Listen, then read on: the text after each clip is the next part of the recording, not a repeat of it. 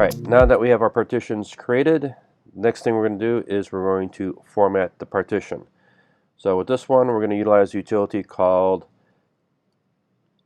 mkfs, right? Make file system. And if we do -- help, right? Not a lot of variables here, but here's the thing: if we end up utilizing this particular format, it's going to utilize a file system known as ext2. We want to actually format this as ext4. So the way we'll do this is we need to have elevated permissions. So sudo mkfs.ext4, and we want to format the dev/sdb1 partition. So it's going to give us a little warning that it's going to be formatting. Yes. Alright, so now it's been formatted, and now we're going to check a couple of the utilities. We'll do lsblk. You notice that we have the partitions that have been created here. And the other one we want to do is the parted-l. And again, we need to utilize the sudo parted-l. And now we have some more detailed information pertaining to the partitions, and that we have right here disk B, our second disk, and then we have, these are the partition configurations here.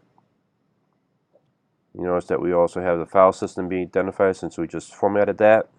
And then what we'll do is we'll utilize that blk ID. And now you see that our second drive, first partition, also has a UUID assigned to it. Another thing that we're going to do is we're going to create a new directory, and we're going to do mkdir, and this is going to be disk B to reference the hard disk and the partition.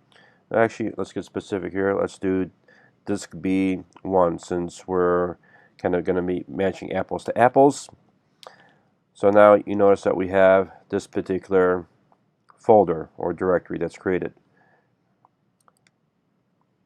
Now the utility that we're going to utilize is called mount. So that means that we are going to, when we utilize this disk, we're actually going to be utilizing this particular partition.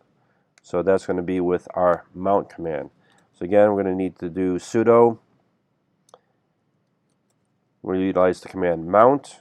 We're mounting /dev/sdb1 to no slash there since we're in the home directory.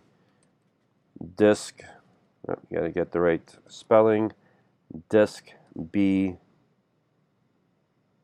capital B, and 1. Okay, so now that means that this now is with disk B, or basically disk B, the folder here, is referencing the actual mount point there. And the other thing I want to do is refresh and update the screen here. So now you notice that the legend has changed a little bit. So it's identifying that we have a mount point. So this is actually referring to this. So if we right click and look at the properties,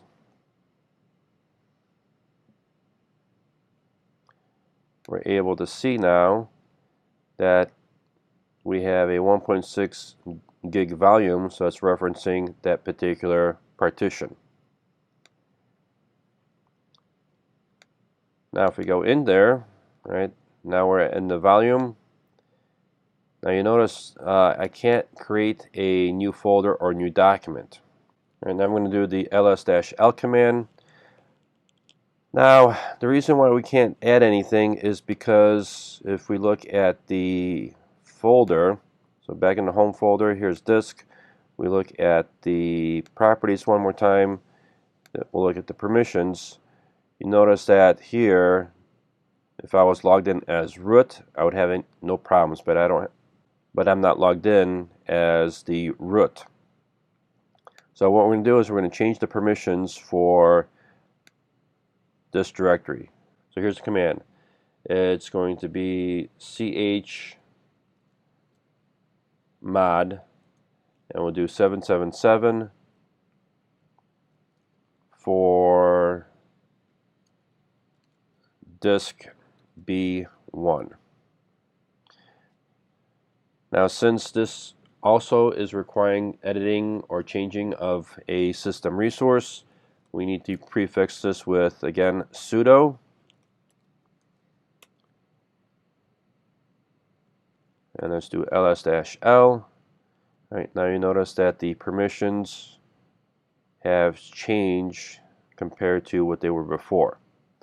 So now let me refresh the Windows Explorer here. You notice that the little lock that was there is gone. Now when I enter it, I'm able to right click and see that I'm able to create a new folder. In addition to that, I'm also able to create a new empty document.